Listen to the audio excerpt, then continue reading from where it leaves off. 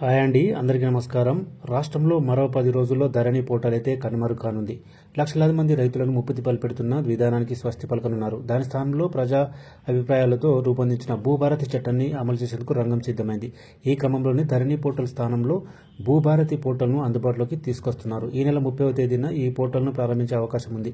ఇప్పటికే రెవెన్యూ శాఖ మంత్రి పొంగులేటి శ్రీనివాసరెడ్డి డొమైన్కు క్లియరెన్స్ ఇచ్చినట్లు సమాచారం.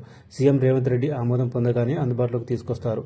ఇప్పటికే భూభారతి ఆర్ఓఆర్ చట్టం 2025 మార్గదర్శకాలను రెవెన్యూ శాఖ ఆమోదించింది.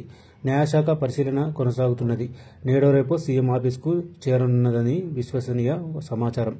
పొరపాట్లు రిపీట్ కాకుండా చర్యలు. గతంలో ధరణి పోర్టల్లో అమల్లోకి తీసుకొచ్చినప్పుడు చోటు చేసుకున్న పొరపాట్లు మరోసారి రిపీట్ కాకుండా పకడ్బందీగా చర్యలు తీసుకుంటున్నట్లు తెలుస్తుంది. కాస్త ఆలస్యమైనా పర్వాలేదు, కానీ రైతులు, హక్కుదారులకు ఎలాంటి ఇబ్బంది కలగొద్దని సీఎం ఆదేశాలు పాటిస్తున్నారు. పౌర సేవల్లో అంతరాయం కలగొద్దని, భూమి హక్కుల డేటాలోనూ ఎలాంటి తప్పులు దొరలకుండా చేయాలన్న కృతనిశ్చయంతో ఉన్నట్టు ఓ ఐఏఎస్ అధికారి అయితే తెలియజేయడం జరిగింది. పట్టాదారులు ఎవరూ భయానికి లోనయ్యే సమస్యలను సృష్టించకుండా కొత్త పోర్టల్ను అందుబాటులోకి తీసుకొచ్చేందుకు తీవ్రంగా శ్రమిస్తున్నట్టు తెలుస్తుంది. సో మొత్తం మీద మనకు ధరణి పోర్టల్ స్థానంలో భూభారతి పోర్టల్ అయితే ఈ నెల 30 తారీఖు నుంచి అయితే అందుబాటులోకి రానున్నది.